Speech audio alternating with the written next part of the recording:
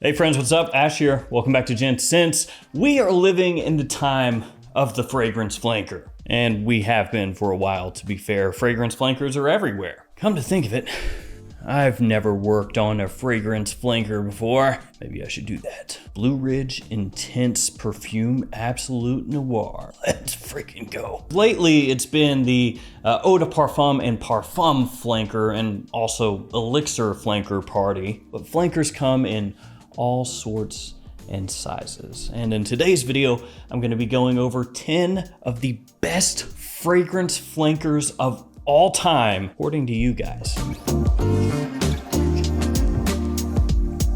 Friends, these are all linked in the description below. Feel free to check them out down there. And since I brought up Blue Ridge, let me also bring up Terra Nova. That's not the front of the bottle. Here we go. Which is nominated by the Fragrance Foundation, which is like the Oscars kind of for fragrances, as the men's fragrance release of the year for 2022. So thank you everybody for supporting it and getting it to where it is. But these two, along with Jet Black Enigma, my other fragrance that I creatively directed with Michael Malol, those are available in every fragrance outlet and every Perfumania store in the country in the United States. Check them out. And also they're available on the internet, which is linked down below. And you can use the code GENTSENSE on Michael Malol's website for 20% off. And pause the video now if you want some more codes. Here they are. Nick Dawson up first. He says, I think Dior Homme Intense and Parfum are both better than the original. Actually, we should just acknowledge how awesome Dior's parfums are. Eau Sauvage and Fahrenheit Le Parfum are total bangers. You know what, Nick? I got something to say about that. Yeah, actually, you're right. That's all I gotta say, you're right. And obviously, for those that are unaware, he's referring back to the original Dior Homme, not the current iteration of Dior Homme, which is Dior Homme 2020, which is completely different from Dior Homme Intense and Dior Homme Parfum. Do I personally think Dior Homme Intense and Dior Homme Parfum are better fragrances overall than the original Dior Homme? Yeah, actually. Amazing smelling fragrances, top notch. And that's saying something, because the original Dior Homme, I think, is absolutely fantastic, like amazing. So for Dior Homme Intense and Dior Homme Parfum to be better than amazing, yeah, they are just chef's kiss. Now you do have to like Iris to enjoy Dior Homme Intense and Dior Homme Parfum, because they are quite heavy on it, and the style of Iris used in those fragrances is the more makeup-y, lipsticky, creamy style of Iris, but I think they're absolutely fantastic. Top of the line, 10 out of 10. After that, we have Mike Smith, who hits us with this one. It's seemingly widely accepted that the Eau de Parfum version of Bleu de Chanel is the best one and tops the original EDT. And yeah, for the most part, that is accurate. Most people seem to prefer the Eau de Parfum over the Eau de Toilette. Both of those fragrances, Bleu de Chanel, EDT, and EDP, both extremely versatile. Wear them whenever you want, doesn't matter, people are gonna dig them. They've got a great classiness to them. The opening, extremely appealing, and it still smells great as it dries down. The Eau de Parfum is gonna give you a little bit more of a smoothness, a little bit richer, maybe not quite as fresh off the top as the EDT, but still very fresh fragrance overall. And as Mike says, a lot of people would say, Bleu de Chanel Eau de Parfum better than the EDT. Christian Fraser is up next, and he says, The One Eau de Parfum. Not only better than its predecessor, it's simply one of the greatest fragrances of all time. You know, that's pushing it, but at the same time, I'm kind of on board with you. The One Eau de Parfum, I think, is just killer. I think it smells fantastic. And yeah, nowadays, you know, it's been out for years, the One EDT and Eau de Parfum. And so it's easy to kind of be like, well, you know, I've smelled that a whole bunch of times, whatever. But I can remember when this stuff dropped, and it just, one of those things where you smell it and right away you're like, oh my God, that smells good. First with the EDT and then this one. And this one is an improvement over the EDT as well. One of the better evening, date night fragrances in the designer realm that's ever come out. Warm, spicy, sweet, sexy, love the stuff. Before we go any further, I do want to thank everybody who left a comment, and also anybody who was thumbs upping other people's comments so that they rose to the top. That way I could find them and put them into today's video. And there's another one on the community tab right now. So if you want to take part in that one, feel free to jump on over there, leave a comment, upvote, whatever. All right, let's keep it going. Up next, Voice of Scents, who says, Aqua di Gio Profumo, without a second thought. I understand Aqua di Gio is sacrosanct, but the Profumo just takes it notches above. And this is something that you'll hear very often in the fragrance community, that Aqua di Gio Profumo is better than the original Aqua di Gio, or even that Aqua di Gio Profumo is the best Aqua di Gio that has ever come out. And I would say for the vast majority of people nowadays that yes, Aqua di Gio Profumo or Aqua di Gio Profondo, Profondo Lights, even the Eau de Parfum, something like that is gonna work better for them than the original Aqua di Gio, just because these new Aqua di Gios, these new versions, iterations, reimaginings of Aqua di Gio are a more modernized take on the same style, the same scent profile that Aqua di Gio made very popular.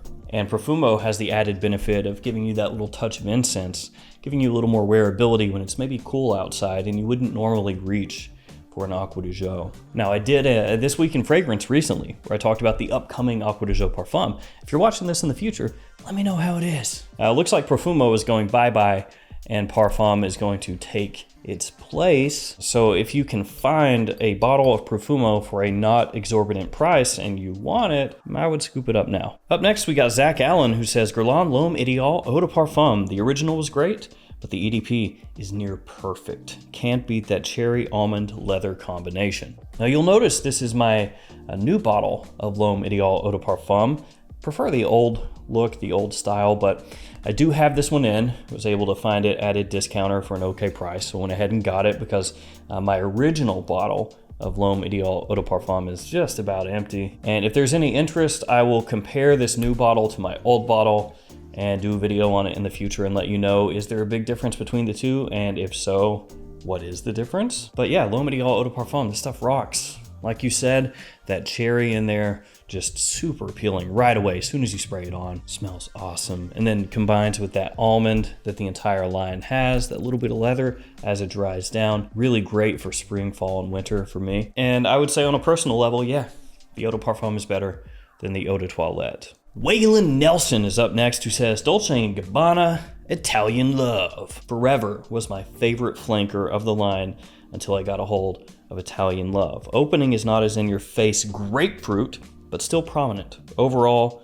magnificent fragrance. Yes, Italian Love, very similar to Light Blue Forever, but as you point out, the grapefruit, not quite as aggressive. Now, I love that aggressive grapefruit in Forever. Obviously you do too, because you said that it was your favorite flanker up until this one. And while this does not do a great deal different from Light Blue Forever, I think the changes made, the tweaks, do make this more accessible to more people potentially because of that opening.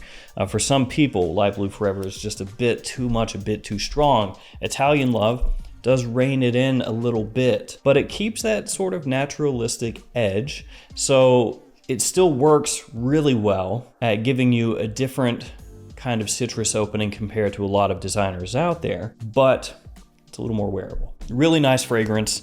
I like it a lot. Michael Pataki is up next, who says, Amouage Interlude Black Iris. Bought a bottle 2 months ago thanks to your review, and I am already down to 85 milliliters. First off, thanks for trusting me enough to get the fragrance based off the review. Second off, I'm really glad you like it because it's pricey, and if you're just blind buying it, things can go wrong. Always safest to sample. But yeah, Amouage Interlude Black Iris, I absolutely love the stuff. I'm a big fan of Iris in pretty much any way that it can be used. And I think that in Interlude, it actually improves the fragrance. The wearability goes up, the versatility goes up, it still maintains that Interlude DNA to it. It is the type of fragrance that a lot of people are gonna have kind of a trouble finding when they wanna wear it. So a lot of people could run into that issue, and then it becomes a fragrance that you pull out of your collection and wear like once or twice a year. So do be aware of that. But I think it smells absolutely amazing. Q in up next, good to hear from you. Varvatos Artisan Pure was the ultimate flanker in my opinion. The whole Artisan line is okay, but Pure took it to such amazing heights. Artisan Pure.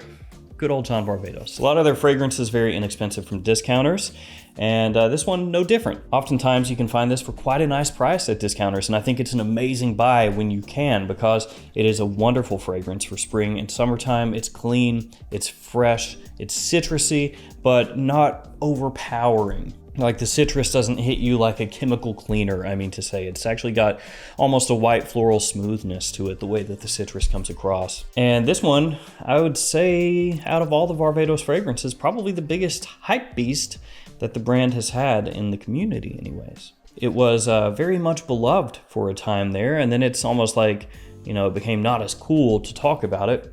But I still think for the price point, this stuff is absolutely fantastic. And for sure, if I were recommending an Artisan fragrance to somebody, like they had none of them, they were wanting to pick one of them up, that's the first one, 10 times out of 10, that I'm gonna bring up. As you said, some of the other Artisan fragrances are very good as well, but Artisan Pure is kind of at the top of the heap. Then we got one from Cheesy Waffles.